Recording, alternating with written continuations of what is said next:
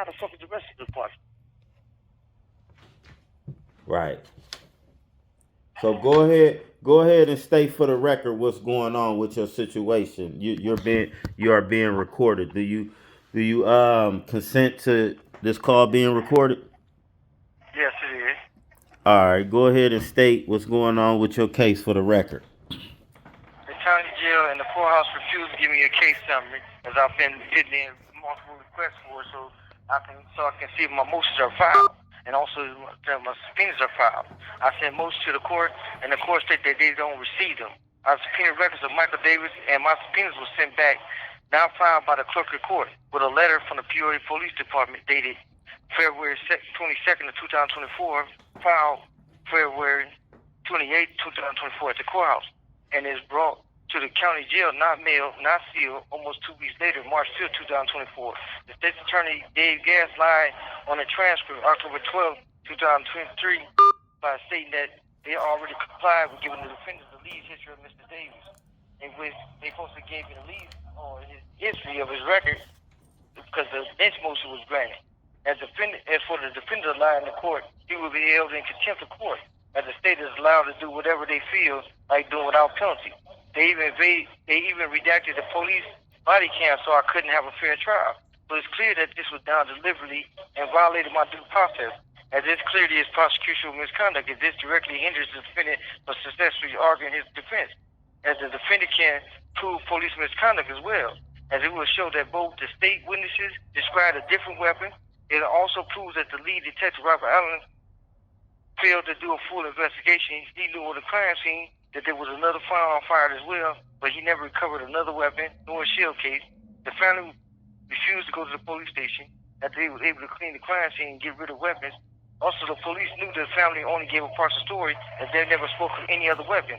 So it's clear that there were other firearms, and the crime scene was tampered with as well. So it's obvious that the defendant feared for his life when the assailant was threatening to kill him.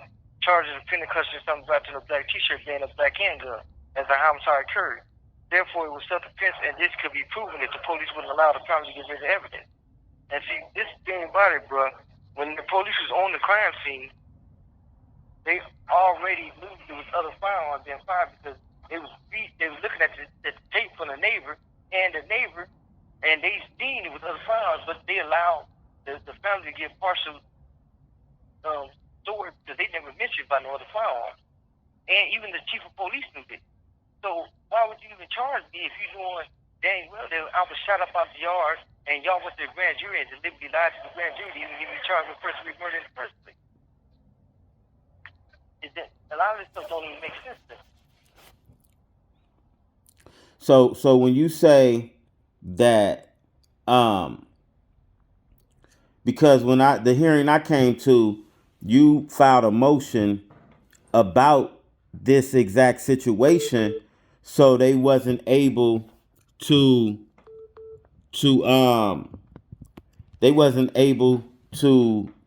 refer to the victim as no more, or the person that was killed as the victim anymore. And the judge actually granted that motion. Yeah, but he went against it after I filed the appeal. He went against it. He said that he did an ex parte communication for one, because I wasn't there when he granted the motion. He took it under advisement, and then when I wasn't at the courtroom in the courthouse, he granted it in favor of the prosecutor or the plaintiff. You know, but the thing about it, how could you say that this man was not the victim? I mean, say this man was the victim when both of the family members, the mom and the sister, both said he was threatening me prior to the homicide occurring, and that he was trying to kill me or cause great bodily harm to me prior to the homicide occurring, and I never engaged in any of the conversation with the man. I never even tried to provoke or even try to fight him or do anything against him. So tell us about the evidence that's on the video recordings that the state's attorney have witnessed and has been ignoring. The thing about it is that they knew was other firearms, but yet they never found another firearm, nor have they found a shell case. They also know that the police didn't do a full investigation as well. And even on the police body cams, the police said, man, the family's lying and trying to steal from the defendant, even though one of their family members was laying on the ground. And even the mother on the police body cam, the man might have survived. But when the police is doing CPR on the victim, the mom pushed the police off the man and told him, man, what you doing? Let that man die. So it's obvious that this man was a known aggressive person, because even the mother had order protection on him, because he was running in his farmhouse, kicked her door in, and beat her in the head with a weapon. So what would you done to me? So you saying that's on actual video of what you just described? No, the thing about it is like the officer lied when we did our exercise. He said that he had everything on the video, but the video they have is actually from like half a block away, and it doesn't show the yard, but it shows how many shots was fired. And the thing about it, they know I didn't fire all them shots. So it was obvious that I was shot out of the yard, and the police said that I ran from the scene, but it's obvious I was shot up out of the yard. If it wasn't for me being shot out of the yard, I would have still been at the crime scene. So the thing about it is like, it's clear that the police has purged to the grand jury, and the mother stated on record, on camera, that her son was going in, he was getting very, very angry. Her son can't control his temper. So literally, he made that man shoot. So it's obvious the mother states that this happened out of self-defense. And it's on video, or at least the audio part is on video. It's on the lead detective, Robert Allen, body cam, and he failed to even tell the grand jury that the mother said this to him, or that the mother described another weapon. She never described my weapon, nor did neither other witnesses describe my weapon, but they described a whole totally different weapon.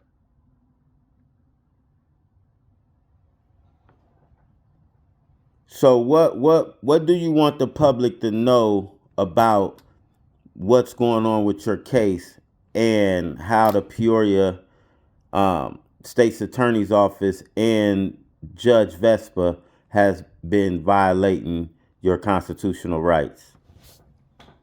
Well, for one, when I first went to my hearing on September 15th, the lawyer that went in for me, that we didn't have a client-attorney relationship, he stated on the record to the judge that he did not take my case because I was pressing my 120-day speedy trial. Even the judge on the record stated that he knew I didn't want to continue that I was pressing my speedy trial, but yet when he asked the state attorney were they ready, they said, well, they don't have the records on my case, that it was requested, but it wasn't complied with yet. So he actually kicked me out the courtroom to take a continuance for the state and placed it upon me because the state wasn't ready to go to trial. And so he used it, try to coerce me to take the continuance as a tactic so the state can build a case upon me when they already had me incarcerated, going up to 120 days at that point. And I was pressing my speedy trial. And then the judge even asked me, would I take it to get discovery? I told him I didn't need it.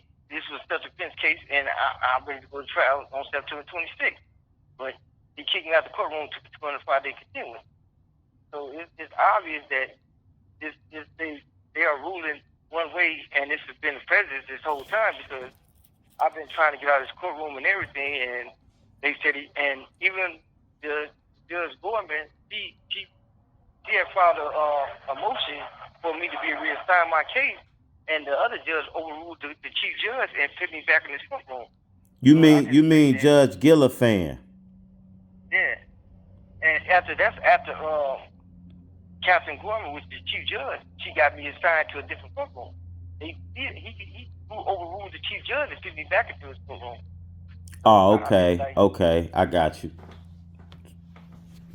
So it was three different judges you done been in front of already in this case, just for them to send you back in front of Judge Vespa, who has violated your right, your Sixth Amendment right to a speedy trial, and violated your right to representing yourself, because they assigned a public defender to your case that you never even wanted as your public defender from day one.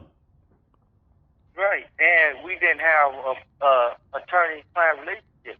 So, like, he didn't have no right to take those continuous once I was kicked out of the courtroom anyway. And you kicked me out of the courtroom for asserting my right to a speedy trial. I wasn't kicked out for no other reason. I have a right to object to a continuance once you try to coerce me to take one. That's my constitutional right. And that's following the law 725 ILCS 5/103-5A. So the only thing I did was assert my right in the courtroom, and I was kicked out for asserting my right. And I don't feel that is correct for any man to be kicked out of the courtroom for exercising his right. So it's like, I understand, like, anytime you in the courtroom and you're trying to exercise your right, and the judge tell you on the record that you don't have a right, then it's obvious, like, and then you got to go to trial just to get yourself heard, because the appellate court won't hear nothing until after you found guilty or you found innocent. If you found innocent, you still was held against your liberty, because the speedy trial is where you don't be held against your liberty. So do you believe that the state's attorney's office is in breach of conduct since they are pursuing a first-degree murder charge against you when the evidence clearly showed that it was self-defense? I believe that they're trying to do everything to try to prejudice my case in the first place, because they're redacted all the police body cams, and I have proof of it, so that my case would be prejudiced in the first place. And then the judge also agreed with them, talking about, well, they have the right to redact the police body cams when that's against the policy of the body cams requirement. So I don't understand. And the body cam requirement states that once the police turn on the body cams, he must not turn it off. So if I get the body cams and they're being redacted, then that was intentionally done by the state's attorney. And that's a prejudice towards my case. And what's the state's attorney name in your case? Dave Gast and Brenda Mccavitt. As I have, and can you spell those names for me? Dave Gast, DAVEGAST, Brenda BRENDA Mccavitt, MCCAVITT. And that's another prejudice, because they got two professional attorneys against me, and I'm one person who really don't have that much knowledge of the law. So why would you need multiple state attorneys to get a man who's supposed to stay and just fighting for his life?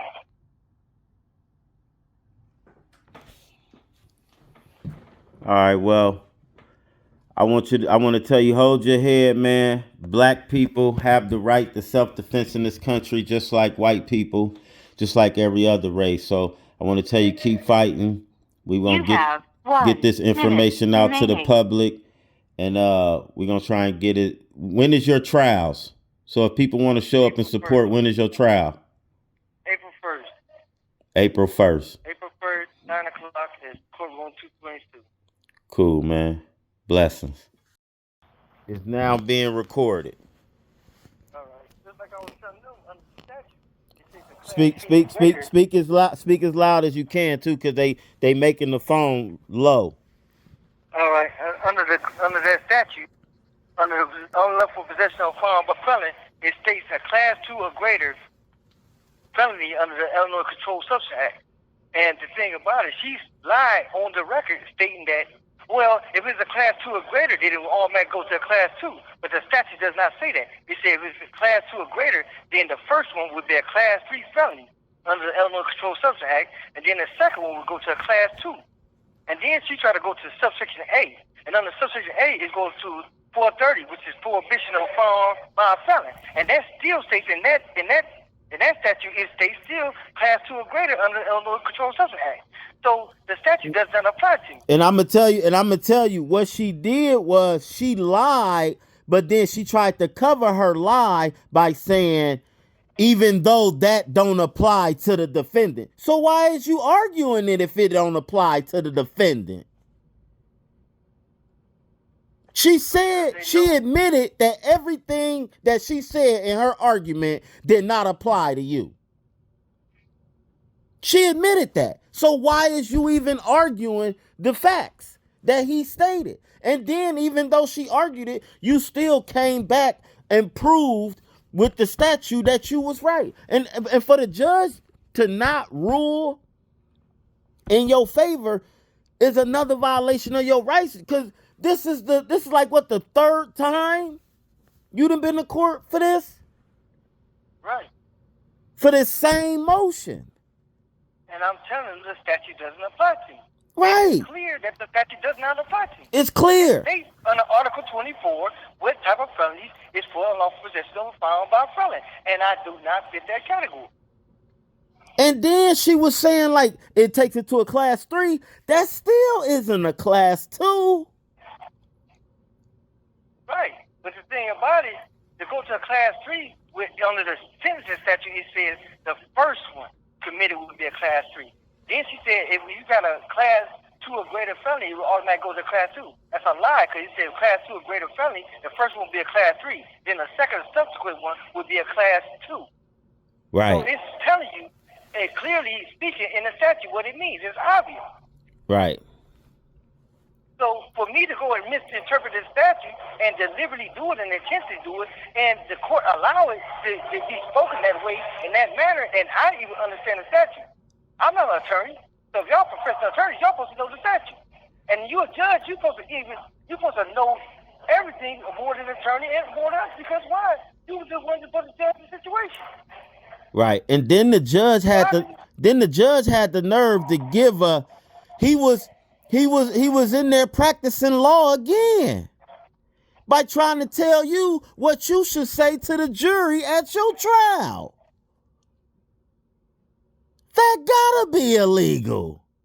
Man, bro, anytime you tell the judge that it's up for the jury to decide who the victim is, that is up to the jury. And for the defense for the attorney to be able to say who the victim is, that is a direct prejudice towards me, because at the end of the day, you're prejudicing the jury. And the judge tried to give an Right, and the judge tried to give an example, like if someone was robbing a bank, and even if they was about to kill somebody and they got killed, they'd be still considered the victim. That's a lie.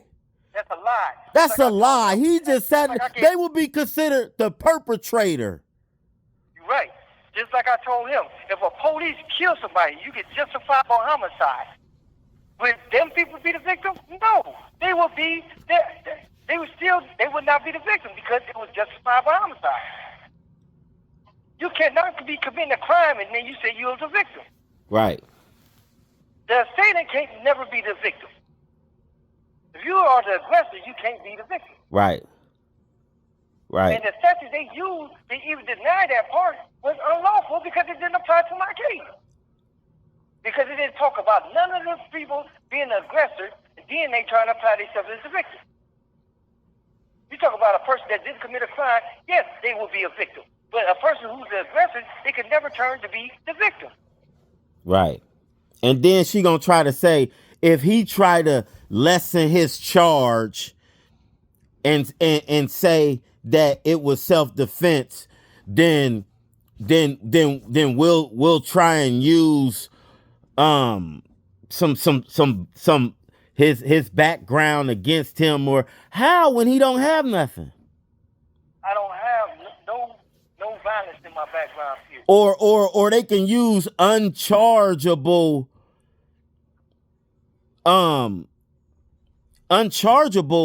alleged offenses by you. So you telling me y'all can just come in the courtroom and just make up some stuff? That's what they've been trying to do anyway. Hey, bro, don't you know the same people that they use as witnesses to come and testify against me is the same people that had order protections on the alleged victim? They had order protections on me. So, yeah, you would not want me to get my evidence off of lynch. And you're not going to supply me with the background of the alleged victim. Because why? Because you'll find out that the witnesses that come